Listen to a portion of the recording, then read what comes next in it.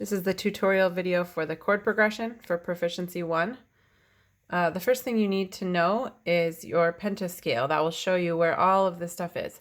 And after you've learned that, what you'll be doing is playing the root of the chord in the left hand and the entire chord in root position in the right hand. So I'll start by playing my pentascale.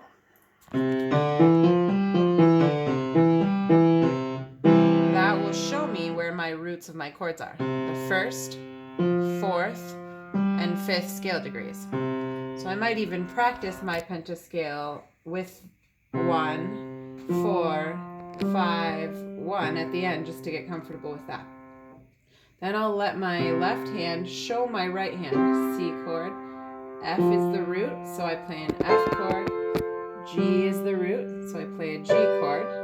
Back to C. When that gets comfortable, try adding the pedal and playing them together.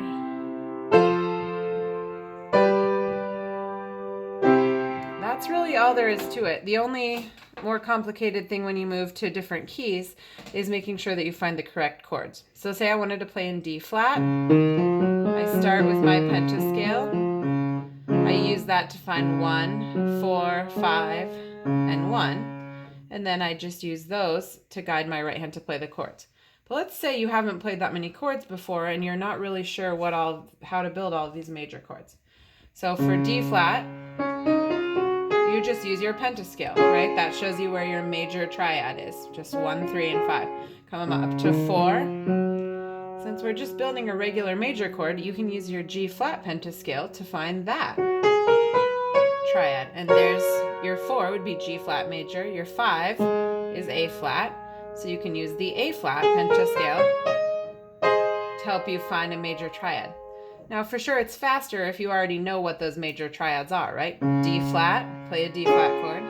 G flat, play a G flat chord. A flat, play an A flat chord. Then put them together with pedal. Okay, let's try one more. Let's just go up to D. I'll play my pentascale. And I play my first, fourth, and fifth scale degrees. My right hand echoes. If it's a D, D major is my tonic chord. G is my 4 chord or my subdominant. And A major is my dominant or my 5 chord. Now you might do that a few times or however many times it takes, and when you feel like you can, go ahead and put them together.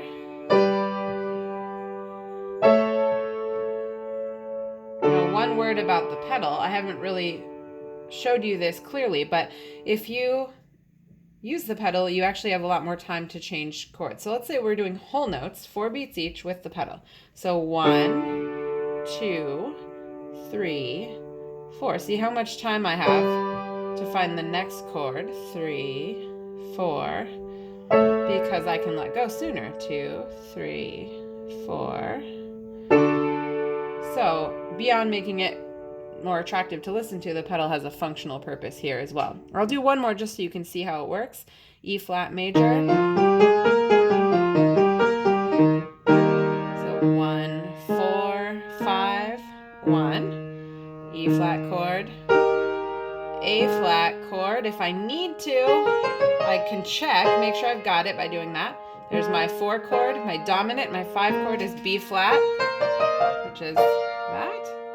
So E flat, A flat, B flat, back to E flat, and then our kind of final product. Again, notice how much time I have to find these chords if I'm using the pedal. And those are the major pentascales. Watch the next video on minor pentascales to learn how to create those using these.